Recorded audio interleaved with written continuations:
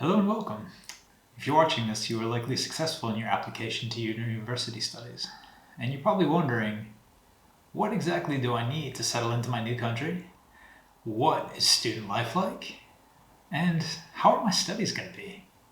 Well, today, I'm here to explain that to you.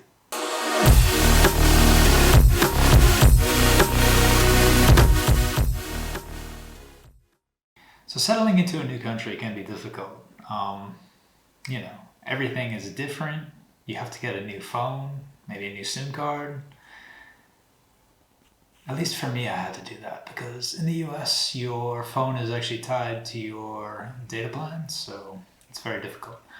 But you can buy unlocked phone and get a SIM card here. Here in Finland, all you have to do is get a SIM card, put it in your phone, and if you have prepaid, that's all you have to do. If you want a plan, you can do that. But personally, I went with a prepaid phone, and it was like 30 euros a month.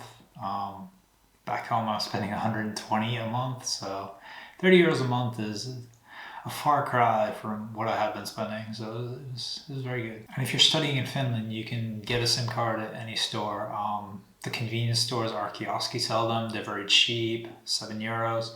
If you're studying at the particular university where I was, University of Oulu, you can actually get a SIM card with your welcome package.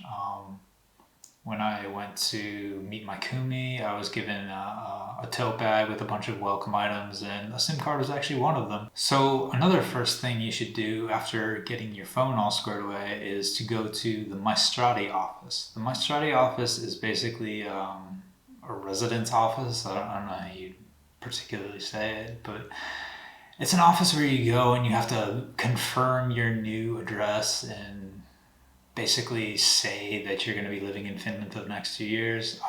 Do this, it's important. I didn't do it for a long time, and then when I went to get my Finnish ID, it became a problem, and I had to go to a place, the Maistraatti here in Helsinki, and I had to wait in line for 3 hours and miss like almost an entire day of work, and it was just a big hassle, and it's an annoyance. So by confirming your residency with Maistraatti here in Finland, you can then go and get your Finnish ID. Now with Finnish ID, you can open a legitimate banking account. If you do not have a Finnish ID, you have basic banking basically.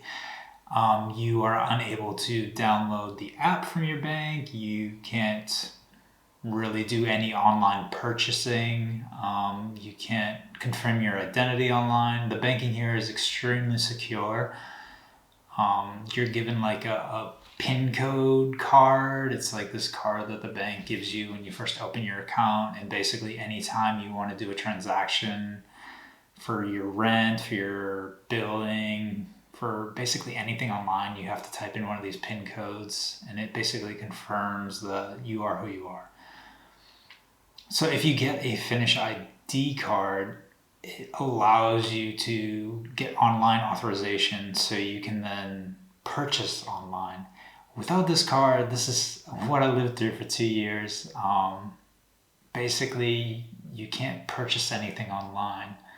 You have to have somebody else do it for you.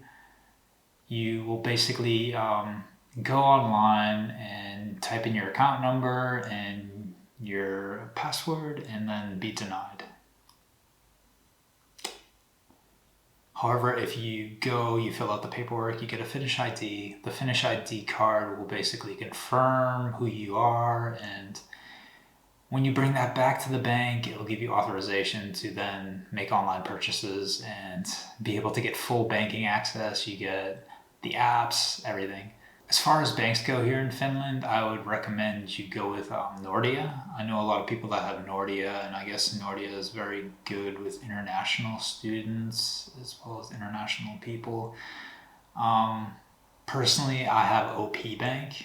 I thought they would be the best because most of the events that were at the university that I went to, University of Oulu, were sponsored by Opie Bank, but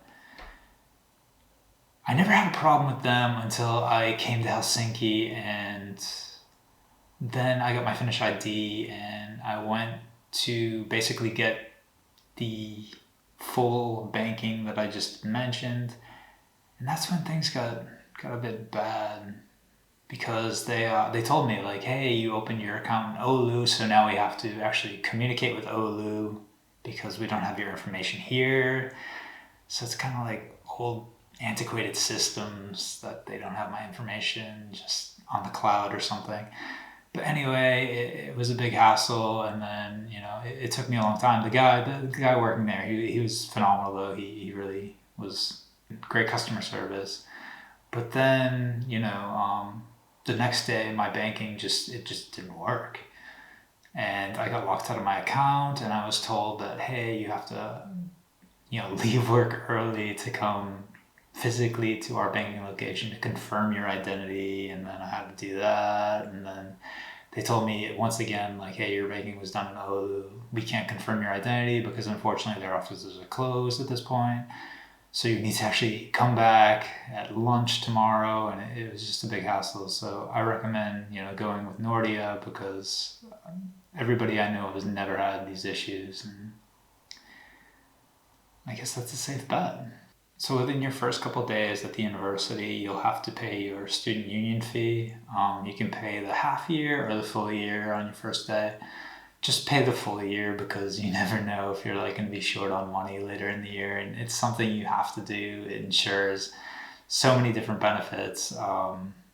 You get your student lunch with that. Student lunch is great. It's like €2.60, and it's a buffet style. So you basically can really stock up for the day. Personally, I used to like not eat breakfast. I would come to the university hungry and go to lunch and basically get, your meal, a side salad, some bread, and, beverage. It was good. Like, I would really stock up. I would, fill my plates high and really make the most of that student lunch, and then just really not eat much throughout the day. Just try and get all my calories from that one lunch for that $2.60 to try and save as much money as possible. So a couple apps you're going to want to download if you're going to the universities here in Finland are the Frank app. At least that's the app that we used when I was a student. It's basically this app that gives you a digital student card. So this is the card you need when you're getting your student lunch and everything. You have to prove that you're a student so you can get that discount on your lunch. Otherwise you have to pay like €9 for your lunch. And also another app is the Tudo app. The Tudo app had a map of the whole university, so you could find all your classrooms. It would also tell you your student schedule as well as your grades, and it was just your basic everyday app that you relied on when you're first getting settled. After you figure out where everything is and the timings and everything, you don't need it quite as much, but it still comes in handy, because there's also the menus for what each different restaurant on your campus will have. Also, in your first couple of days, you have to confirm your place of study. So you have to go to the registrar office and confirm everything with them, and they'll unlock all your accounts, and they'll unlock your student card. And you also have to go and register with IT services. That way you can get access to your email, access to Office 365, all these different online things that you're gonna need. So if you've made it this far, you may be coming home to an empty apartment. And, well, there's a lot of secondhand stores, especially in Oulu, if that's where you're studying. If not, all over Finland, there's many different secondhand stores, and you can buy furniture, you can buy clothes, whatever you need. There's also a good couple websites. Facebook has many groups that you can join, and there's also this website, tori.fi, and basically you can buy anything secondhand. Coming from the US, I had the website Craigslist, and tori.fi was a lot similar. And as far as student life goes here in Finland, it's really amazing. Basically, there's these overall parties. So on weekdays, they'll have parties where everybody will be dressed in overalls. Everybody looks like they're out of like Clockwork Orange or something. But it's based off a history of the engineering schools here in Helsinki, I guess. And they used to wear these engineering or electrician overalls to parties, and then it caught on. And after years and years, everybody or all the students here in Finland, they started wearing these overalls as to signify the different departments that they belong to. So for me, for example, I was part of the business school, so it was Finansi, so we had purple overalls. I didn't personally have any because I was a master's student and I was only here for 2 years studying, so I kind of didn't feel like I would be able to cover it in enough patches. You get a patch for every party that you go to, every event that you go to, and you basically sew them onto the overalls to kind of show how many parties you went to. But I didn't feel like I would be able to spend enough money to go to all these parties because they can get a bit pricey, especially these checkpoint parties where they have basically a pub crawl throughout the entire city and you're supposed to have a pint at something like 10 or 20 different bars. And I mean, they were a lot of fun, but personally, I just knew that I would go like bankrupt if I went to all these parties. But for most of these parties, they are on weekdays, so they'll have student pricing for the events. You pay basically just for entry fee. It's discounted usually. You can buy your tickets ahead of time. There's always events. You can buy your tickets at the universities, and then you show up to the event, and they have discounted drinks, and they're usually a lot of fun.